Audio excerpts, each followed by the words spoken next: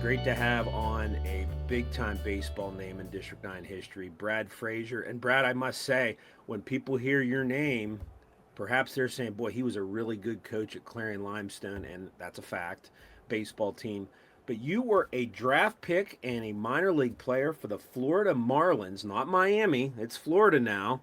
Um, Brad, good to have you on, and I'm anxious to talk about baseball, right? Thanks, Rich. I appreciate it. Um, so I obviously we talked a little bit before the show started on some research, and I'll drop this number out. You were the 1,132nd player selected in the 1992 draft. That was the Jim Pisley draft. He was taken in the first round, I believe 17th pick, and you were a 40th round draft pick out of Clarion University. That's correct. So, and what's neat about this, Brad, is you didn't throw one inning of high school baseball at Clarion because there's no team. How did this happen in 1992 where you got drafted? Because you obviously got some recognition enough to get on the draft board. Well, it even goes back a little further than that. I owe a lot of credit to my dad. We went to a lot of tryouts and different things that teams were hosting, and basically got my name out there as best as I could. But I was a little nervous my senior year, Rich, when I was actually drafted. I started off the season with 0 wins and 3 losses. So I was going through a period where it's like, okay, is this going to happen or not? Statistically, the rest of my stats were pretty good. And after that third game, things just started clicking, and I won like 5 games in a row, and scouts started coming back, and kind of all just fell into place after that for me. Left-handed pitcher. Tell me how you got guys out. What was in your repertoire? And we should shout out to Rich Herman, one of your players. He was the head coach at Clarion at the time. Absolutely. Rich Herman, Barry McAuliffe. Barry was actually, to me, he was our pitching coach. He was really ahead of his time. He just knew all the ins and outs of pitching, and it really helped me tremendously and helped me grow as a pitcher. But and Herm got my name out there as well, and it worked out really well for us. So For how do for you me, get? I should say. Yeah, how'd you get guys out? What was Brad Frazier's repertoire? Uh, I was a mid 80s fastball guy, and my best pitch was my curveball, and I threw a changeup sometimes. But I was at that time I was a 2-pitch pitcher, and I knew I needed to develop that third pitch, and I was working on a changeup, and even in the minors, I started working more on the changeup as well. But my best pitch was my curveball. So you go through your season, like you said, you start off slow, you finish better. Um, Going into the draft, I mean, again, we just talked, and we'll go. Very few D9 guys have been drafted in the history. The buzz clearly in District 9 was where was Jim Pitsley going to go, and he was drafted the 17th pick in 1992 by the Royals. You're a senior in high school or in college. Um, any clue, because it wasn't that wasn't as highly profiled back then unless you were a bona fide prospect. Any clue that what was going to happen? Um, yes, there was. I was in Florida. We were on our spring training trip in college, and that's actually the first time that the Marlins saw me. It was a scout by the name of Bill Shear, and he was a left-handed pitcher for the Reds and the Tigers back in the mid '80s. And he just kept following up with me, and I had phone calls from the Mets and the Cardinals and the Pirates and some different teams, but really they showed the most interest and ultimately drafted me and followed me basically that whole season. It's been a few years since they've had 40 rounds. I mean, Mike Piazza is the famous 52nd round draft pick. I'm guessing at this point you're just, hey, draft me, give me my dream, I'll take a shot. How exciting was that, and how did you find out? Because there was the technology in 1992 was basically you're getting a phone call, and if I remember right, the scouts in college, it was kind of a cloak and dagger thing on trying to hide stuff. How did you find out, and how did you get from getting a phone call to winding up for the Erie Sailors?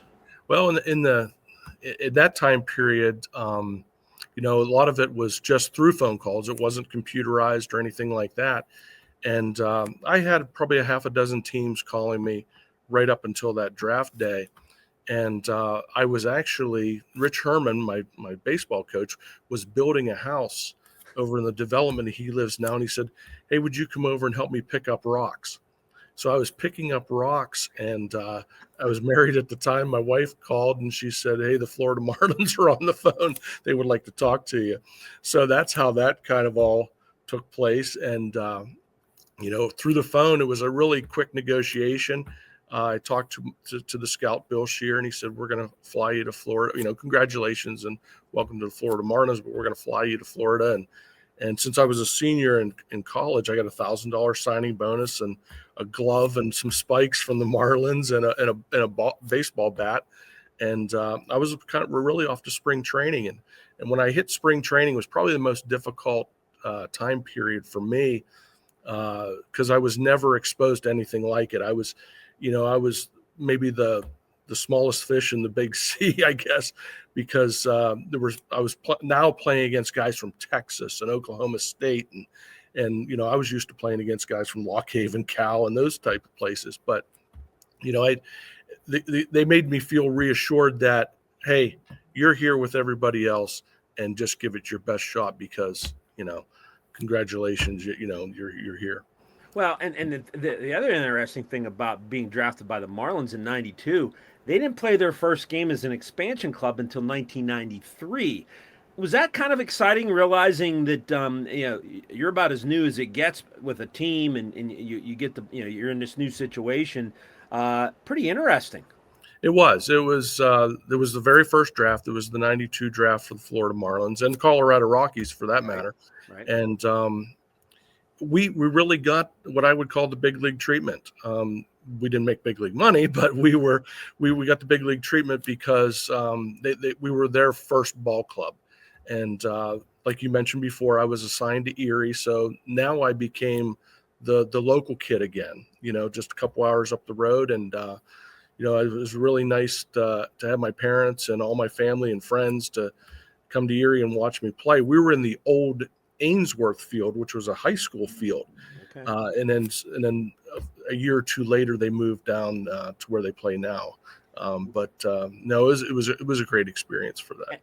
And Charles Johnson was in that draft, their first pick. He's the only guy from that draft that made the bigs, which I guess you could classify that as not a good draft.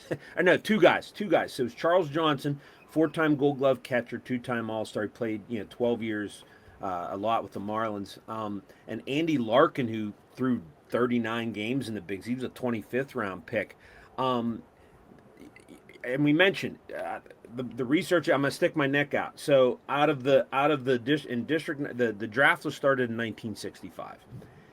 From 65 to you, I could only come up with 5 guys that were drafted, counting you, 5. So I'll throw these out and people can shoot me down. I cannot think of anybody else. There's plenty after you, as we discussed.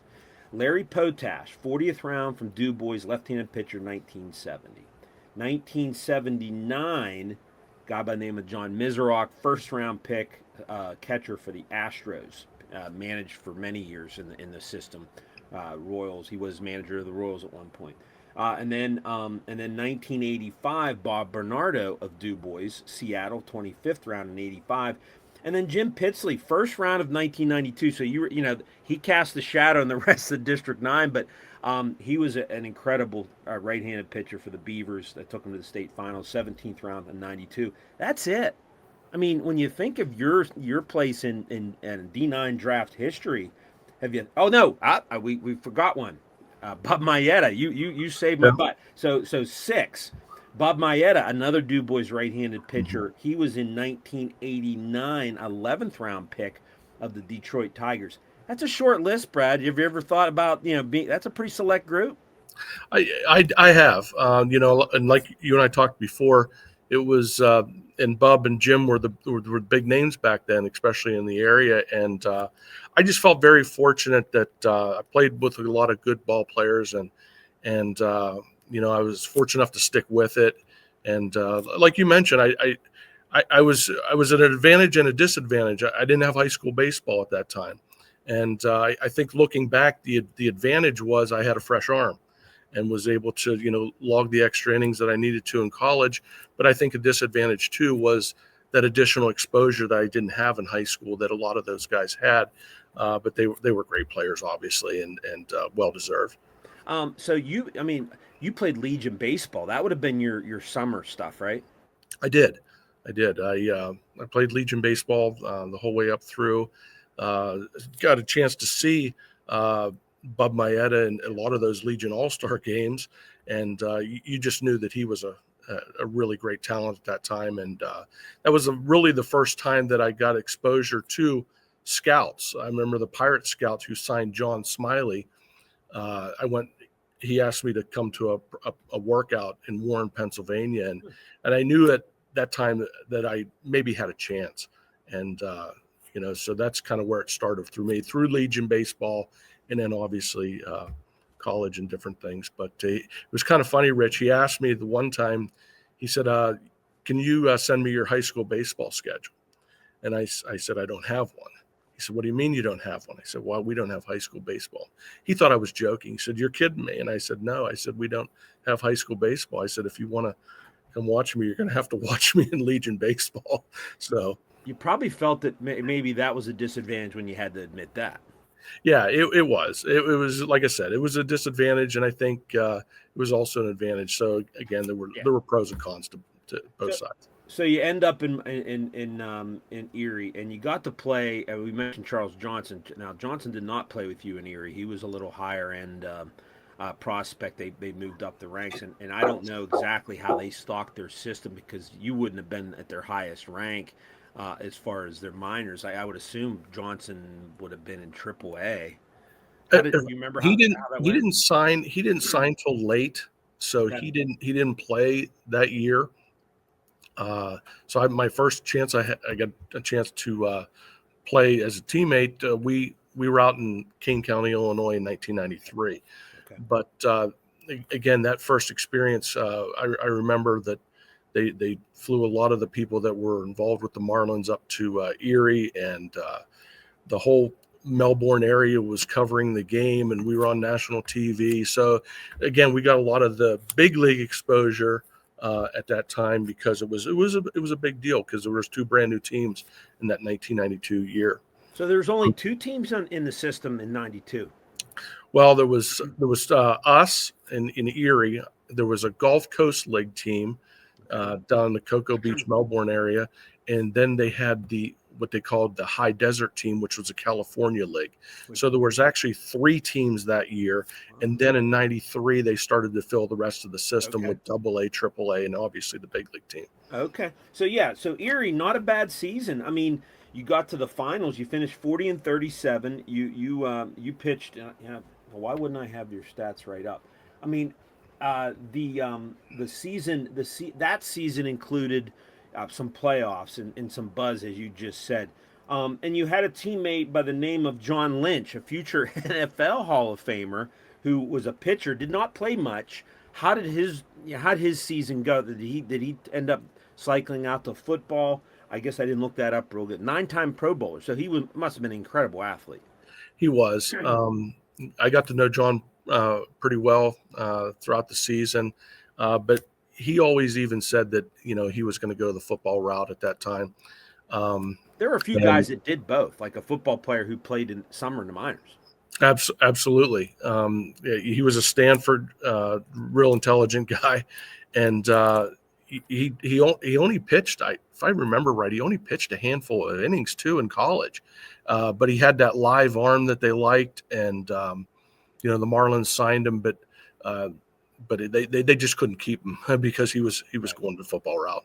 He threw 29 innings, 2.15 ERA. You got 9 games, or you pitched in 21 games, I guess, and they don't have how many games. Well, they don't have you starting any. So 31 innings, 37 strikeouts, Brad. You must have had that spin going, 5.23 ERA. How did that season go for you, and how did you work through that mentally? As you said, big pond, small fish, however, because this is a big challenge now. It was a longer season. We played like 68 games that year, and of course, you throw another handful for the playoffs. It wasn't the physical challenge; it was the mental challenge because I was in a role where I was basically a setup man, and a lot of that had to do with my draft selection, Right. And things like that. And they considered me a left-handed specialist. I would come in and face a lot of left-handed batters with my curveball and things. But I didn't have a lot of wiggle room either because I didn't get a chance to log many innings. So I was a 1-2 out guy back then. You didn't have to face 3 batters either back then. Right. So my ERA was really good for most of the season. And I had a couple rough outings, and so that's where my ERA jumped a little bit. But overall, I was really pleased with the season I had, and I look forward to coming back that following year. Midwest League, Kane County Cougars. Now that's where you have a couple notable teammates, as you said. Charles Johnson, you played with him, and then Edgar Renteria, who had the famous home run or game-winning hit in '97. 97 against the Indians to win the World Series. Higher level, was there a marked difference between Erie and the Midwest League? Because that is a level higher. There was. To me, you saw a lot of better prospects, I guess. More of the higher round draft picks of that year. And, you want to talk about a young talent. I believe they signed Edgar when he was 15, 16 years old. And you just knew that he separated himself from a lot of players, and he was going to be that type of big league player. Hector Carrasco was on that team. I have a funny story about Hector Carrasco. We were playing in Burlington, Iowa, and he was a starting pitcher. He played in the big leagues for a lot of years. And we're sitting in the bullpen, and of course, in minor league ballparks, the fans are like right there with you. They're right behind you. And there was a couple that was sitting behind us, a husband and wife, and Hector's throwing, and he's throwing about 97, and there's, it's one of those, not well lit ballparks. And the guy turned to his wife and he said, boy, I hope they're not shooting at us. And we're all kind of like looking around and laughing a little bit. And here it was Hector Carrasco with his 97-mile-an-hour fastball. It sounded like a 30-30 going off. And then this couple thought that somebody was shooting a gun off in the background. Well, I look at these innings pitched, Brad. Now, you were, as you said, situational lefty. 39 outings, 30.1 innings with a save. So you must have, but yeah, that's a lot. That's a lot. Yeah, that's not many batters per outing. But there are 4 guys on that team that threw 139 innings or more. Carrasco threw 100 and at 23 years old threw 149 innings. I don't think that happens today. Am I wrong? No, it doesn't. A lot of guys get pulled after 5-6 innings, especially with their pitch count. And no, but those guys did log a lot of innings. And again, I was used to being a starter my whole career. So that was, again, it wasn't the physical part. It was just the mental part of adjusting to that relief role and a setup role. And, so it was quite different. Right. Now you end up going independent in the Frontier League in '94, Ohio Valley in the Frontier League. Now, if I'm not mistaken, that was the same league that Johnstown was in. Yes, it was. Johnstown Steel? Johnstown Steel. They weren't part of the league that whenever I was there. I believe they came in a few years afterwards, and they may even have been there a few years before, but they weren't part of the league. But it was the same Frontier League, yes. So you left the organization. How was that something that I guess how'd you take that, and what went into that, or did they just basically say sorry, we're moving on? I mean, what was the process? It was difficult. I got a phone call from John Bowles, who later became a manager of the Florida Marlins, but he was our player development guy, and basically said, Brad, he said, we right now have no room at the AA level for you, and you're young enough that hopefully that you can continue your career and catch on with another team, but we're going to have to part ways and release you at this time. And and I really thanked him for the opportunity, and he was really genuine about it. And I felt that the whole organization itself was a class act. And sometimes you just realize that you have to go a different direction, or at that point, I had to make a decision, and I wasn't quite done yet, and that's why I went that independent route. But no, the Marlins gave me the 2 years that I can always look back and say what a great experience. Can you name any of these other teams in the Frontier? You're right. Johnstown wasn't in the league. Erie Sailors apparently transitioned into that league. Um, I don't know if the Seawolves took over, and I think that might be the case. Erie might have gotten into the Eastern League that next year. I believe Erie became the Seawolves in 1994.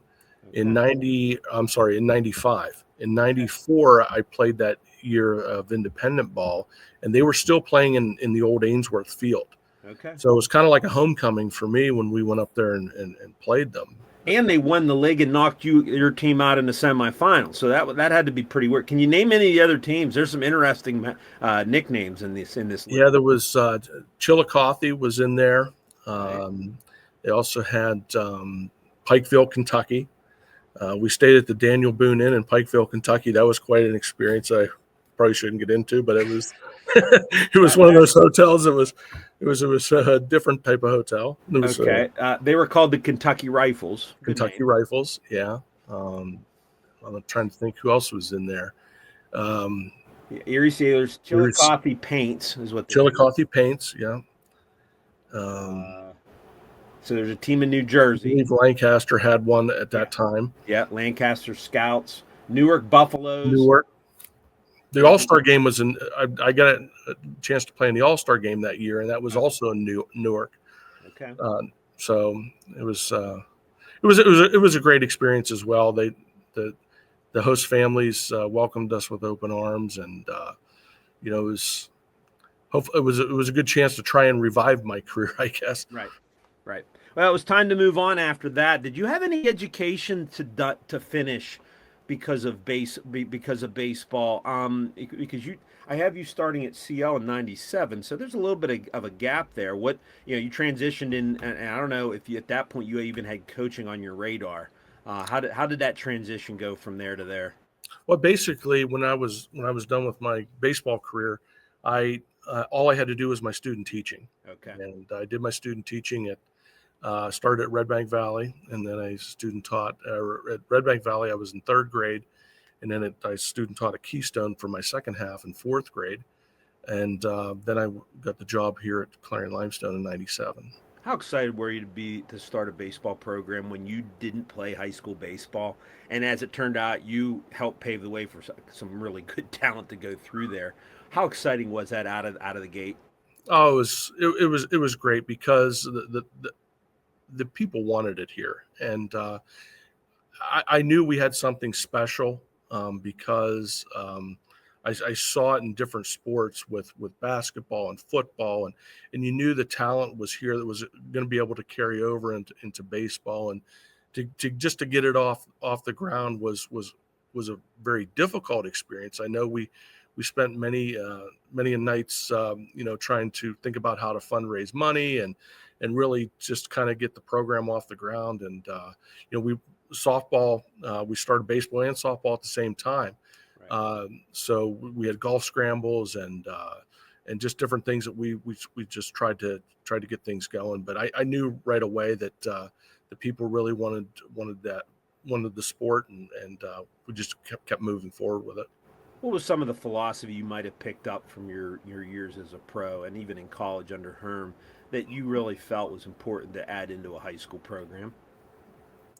I I always wanted, and anybody that knows the way we did things, I always wanted to do things the right way. That was my philosophy. We wore our hats on straight. Nobody wore their hats on backwards. Our shirts were always tucked in. And anytime we played another team that, whether it be Union or Carn City or whoever it might have been, they always complimented our guys. And that meant a lot to me. And present yourself as a ball player. Kids would always, or my players would always too. Well, but how come Barry Bonds can wear his hat on backwards? Well, he's in the big leagues. We're just trying to do things here the way that we see fit. And it was that was probably our biggest thing. The wins and losses, they took care of themselves, Well, but we wanted to basically just try and help young men become young men. well, the wins did come because you went 3-10 in '98, 7-7 in '99, and then a couple 11 and 10 years, and then it was a 5-year run, I believe, of D9 finals berths, including 3 straight titles in '02, '03, '04.